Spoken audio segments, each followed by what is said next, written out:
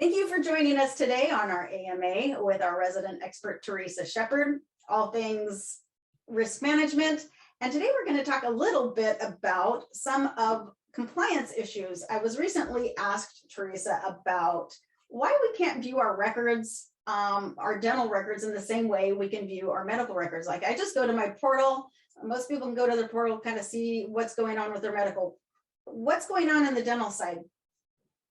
Well, I'm actually glad you asked that because it is becoming a big deal for dental practices. This year, we are going to be required to have a portal where patients can access their information. And the reason that we've kind of been behind on that is, for some reason, dentists and dentistry does not get connected with healthcare, even though it is. The CMS, the Centers for Medicaid Services, are the ones that kind of put the designation on everyone, which is why dentists have the designation of being oral physicians, which is why they can bill medical for certain procedures and things like that, and becoming more systemically involved in oral systemic health. And so dentists are oral physicians for sure. We just kind of forget that. And so we kind of like to stay a little bit hidden. It's like, don't make eye contact and maybe nobody will notice us over here. And we should be completely the opposite and just out there and bold with what we do, and that we are healthcare providers and doctors are oral physicians, and they should be so proud of that. The flip side of that is it also makes us bound by the regulations that all healthcare providers are under. And so there is something called the 21st Century Cures Act, which I actually think it's a good thing in some respects, that patients now can go into this year, they're going to be having access to their data. So if I want to log into my dentist's website or portal and look at my last chart notes, I can look at my ledger, I can look at my reports from my specialists, I can look at anything and everything that is in my record. Yeah, that's awesome. And I think from a disclosure and a transparency standpoint, I think that's really important for a patient to be able to do that.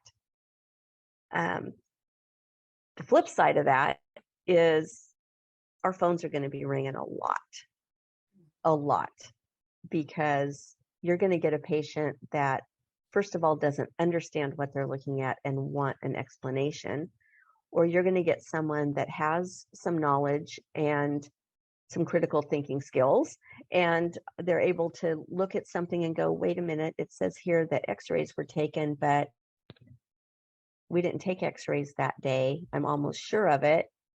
And so then the phone's going to ring and want to know, but yet it was billed out.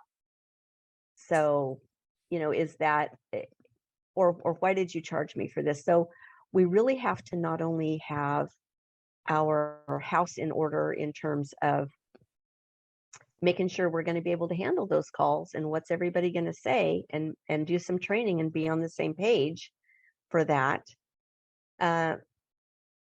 as well as we have to start cleaning up our house right now, because it's coming. I think there's two things that I want you to touch on a little bit deeper. The first is, this kind of speaks to our last AMA where we talked about those two most important words, prove it, and how oftentimes we're not really documenting in a way that makes us prepared for, a potential lawsuit or, court appearance. But this is really going to, I think, help that as well. If you're having to describe it in a way that your patient is going to be popping into the portal to look at what their notes were, and they don't understand it, you're going to have to get good at documentation that they understand, to stave off some of those needless phone calls. So I think it's going to kind of go hand in hand, don't you think? Yeah, absolutely. We need to make sure that we're documenting in such a manner that questions are answered, and we just have all of our ducks in a row. Which goes back to my second thought. what do practices need to do to prepare for this transition of putting all of this out there? What is the real, not necessarily the impact, because some of that's hard to see, but preparing for that availability to all of our patients? It's just going to be a matter of, again, having each practice evaluate their processes and their policies and their procedures and their guidelines on how certain things are done. If you go to McDonald's in Charleston and you go to McDonald's in Tokyo, it's the same burger. People are not on their own program making Yeah, and when they roll out that McRib, everyone knows what they're supposed to do. Right, exactly. There's a process. I mean, and they don't just throw somebody in on the first day of hire and say, okay, do your best. I don't have time to train you. That would never happen in a corporation. And it really never happens even in a smaller business. Let's just say I owned a mom and pop boutique somewhere and I sold, handmade items. I'm not going to just get hired and on the first day go, well, do your best. I need to know how to price the clothing. I need to know how to run the cash register. I need to know all these things. I have to be trained on these things. It's the same here. And often we just don't have those policies and procedures. It's just like, hurry up, let's just fill the chair with a body because we don't have one right now. And we're just going to do our best. And things just end up being a mess. Yeah, training on the fly, that is not a system. I do think that people, when any small business, like you said, when you hire a person, you have kind of pre-vetted them to some degree that you believe that they have either the skills or the intelligence to do the job. And then it's like training kind of rolls out in a haphazard way. Mm-hmm. And that's one of the things I love coaching to, is having a training system in place with metrics and expectations that are really clear and a job role that's really clear, because something as important as documentation and being able to make these things accessible, I think puts you at further risk if you're not doing it well.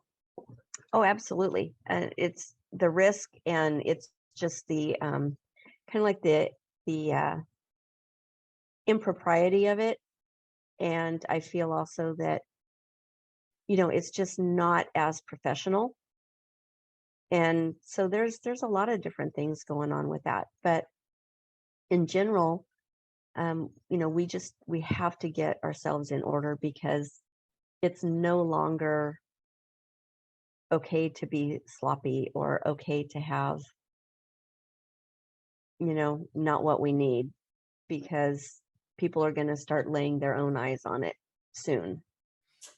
Yeah, I agree. And I think this is super important that you brought it up now. Theresa, you do a fantastic job of, part of preparing for it, in my vision, is making sure that your documentation is dialed in now, right? So right. As we've talked about before, getting a snapshot, looking at your patient records, getting an expert's view of what your documentation looks like now, and then training in advance of this portal being available is so key. So reach out to us. We'd love to help you in that process.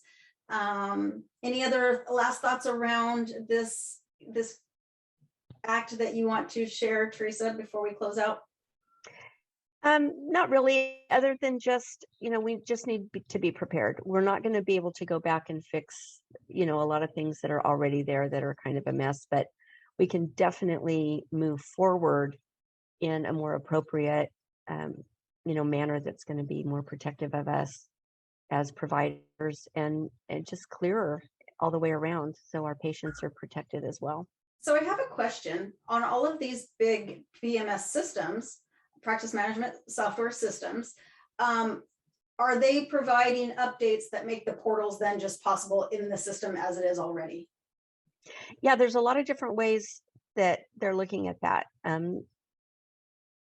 Some will have that kind of attached to their own software. Some will be using a third party, Okay. but all the big companies, they know about it because it was already supposed to be in effect and it got delayed a little bit like everything else. So it should not come as a surprise to anybody, Yeah. whether it's your software company, whether it's your patient communication systems, or whether it's you, the doctor, or you, the office manager, should not be a surprise. Yeah. They've been talking about it for years. Anyone listening to this, I'm sure you are correct, is not surprised, but be prepared. I love that part of it, and getting the training and the proper documentation, the understanding for what that should look like right now before you get hit with it is so important. Yeah. All right. Another set of eyes is a good thing. Oh, always. One of my favorite sayings, I can't remember where I heard it from, but you cannot see the label from inside the jar. So getting that Oh, I love that. Yeah. from outside is so important. Well, join us again for another AMA. We put these out weekly, and we'd love to answer all of the questions that you have pertaining to your practice so that you can get your practice and your team to thriving.